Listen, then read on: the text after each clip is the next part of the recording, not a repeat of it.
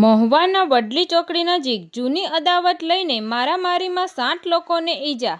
ભાવનગર જિલ્લાના મહુવા શહેર નજીક આવેલ વડલી ચોકડી નજીક જૂની અદાવતને લઈને આજે બપોરના સમયે વડલી નજીક મારામારી સર્જાઈ, જેમાં 7 વ્યક્તિઓને ઈજા પામી છે।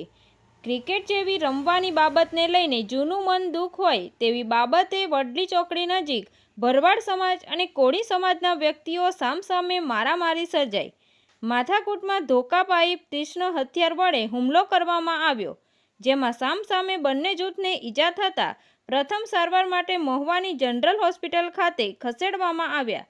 વધુ સારવાર અર્થે મહુવા હનુમંત હોસ્પિટલ ખાતે ખસેડવામાં આવ્યા છે।